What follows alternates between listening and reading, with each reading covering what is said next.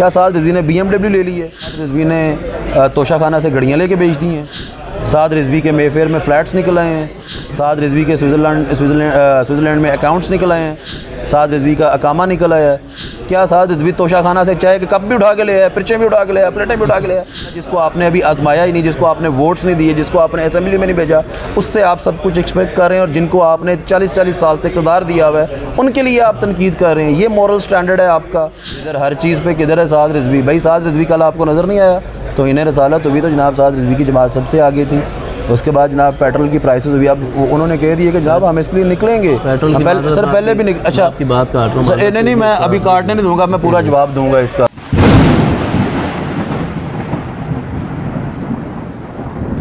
कि पहले जनाब पेट्रोल की प्राइसेस इंक्रीज़ हुई, हमने जब इंक्रीज़ हो गई तो हमने एक दिन हमने 27 को कॉल दी, 28 को 5 रुपये कम हो गई। तो उन्होंने कह दिया ये तो आलमी मंडी में ही कम हो गई है।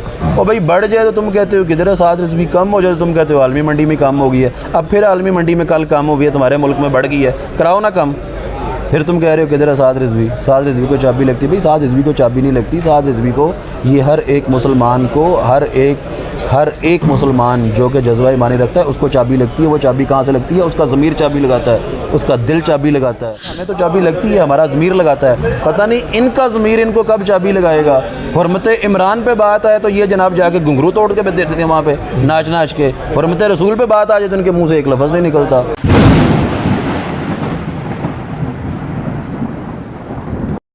फिर ये कहते हैं चाबी हमें लगती है, तो वो चाबी जो कहते हैं लगती है ना, तो आजकल बड़ा सिंपल नुस्खा है। का ताल्लुक़ एक तहरीक लब्बैक या रसूलल्लाह पाकिस्तान सियासी जमात से भी है। बहुत ज़्यादा तनकीद की जाती है साहब से रिजवी साहब पे। और PTI के दौरे हुकूमत हो तो नून लीग वाले करते हैं, नून लीग के दौरे हुकूमत हो तो PTI वाले करते हैं। और कहने को यही जुमला मिलता है कि चाबी वाला खिलौना। नहीं सर, अब सॉरी आपका क्वेश्चन भी नहीं पूरा होने दे रहा। तनकीद किस चीज़ पे करते हैं? साद रिजवी ने तोशा खाना से घड़ियाँ लेके बेच दी हैं। साद रिजवी के मेफेयर में फ़्लैट्स निकल आए हैं। साद रिजवी के स्विट्ज़रलैंड में अकाउंट्स निकल आए हैं। साद रिजवी का अकामा निकल आया है। किस चीज़ पे तनकीद करते हैं यार? कोई हमारे स्टैंडर्ड्स होने चाहिए, कोई मोरालिटी होनी चाहिए। एक बंदा जिसको आपने अभी आजमाया ही नहीं, जिसको आपने वोट्स नहीं दिए, जिसको आपने असेंबली में नहीं भेजा, उससे आप सब कुछ एक्सपेक्ट कर रहे हैं। और जिनको आपने 40-40 साल से इक़्तिदार दिया हुआ है, उनके लिए आप तनकीद कर रहे हैं। ये मॉरल स्टैंडर्ड है आपका? तो फिर सर आपका अल्लाह ही हाफिज़ है इस कौम का, इस अवाम का। मुझे बताएं ना, आंसर ले लोगों से। क्या साद रिजवी ने तोशा खाना से घड़ी लेके बेची है? क्या साद रिजवी ने BMW ले ली है? क्या साद रिजवी तोशा खाना से चाय के कप भी उठा के ले आया, पिरचें भी उठा के ले आया, प्लेटें भी उठा के ले आया? ये इनका स्टैंडर्ड है। लानत है ऐसे हुक्मरानों पे। भाई हुक्मरान वो थे कि जनाब अब मैं वो मिसाल दूँ तो ये इनके लिए जो डूब मरने की जगह नहीं बचेगी। कि जनाब एक हमारे खलीफा आए, उनका बच्चा जनाब गया तजारत करने, तो उनको दूसरे ताजरों से ज़्यादा मुनाफा हुआ। तो जनाब जब वो वापस आए तो उन्होंने आके बताया कि जनाब मुझे मुनाफा ज़्यादा हुआ है। जब उन्होंने कहा क्या बाकियों को भी ऐसे ही मुनाफा हुआ? उन्होंने कहा नहीं मुझे ज़्यादा। उन्होंने क्यों? उन्होंने कहा क्योंकि जहाँ पे तजारत करने गए वहाँ के गवर्नर ने मुझे फैसिलिटेट किया था। तो पता है फ़ैसला क्या दिया? उन्होंने कहा मुनाफा बाकी सबके बराबर, और जो उसके ऊपर मुनाफा है वो कौमी ख़जाने में जमा करा दिया जाए। तो सर ऐसे भी हुक्मरान थे, ठीक है? तो इधर हर चीज़ पे किधर है साद रिजवी? भाई साद रिजवी कल आपको नज़र नहीं आया? तो इन्हें रसालत हुई तो जनाब साद रिजवी की जमात सबसे आगे थी।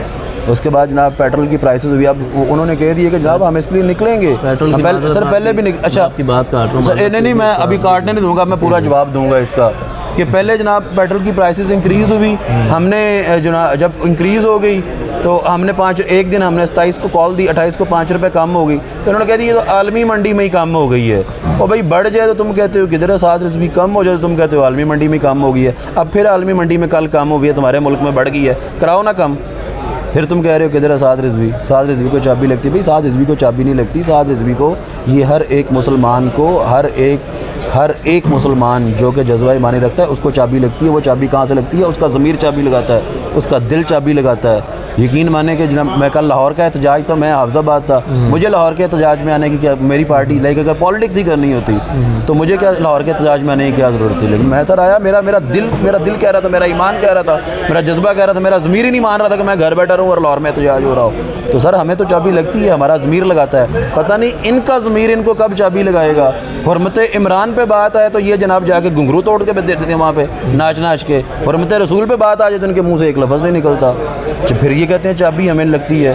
तो वो चाबी जो कहते हैं लगती है ना, तो आजकल बड़ा बड़ा सिंपल नुस्खा है, वो नीचे मेरा 18 सेकंड का एक क्लिप है, बस वो लगा दिया करें, उनको पता चल जाएगा चाबी लगती है कि नहीं लगती।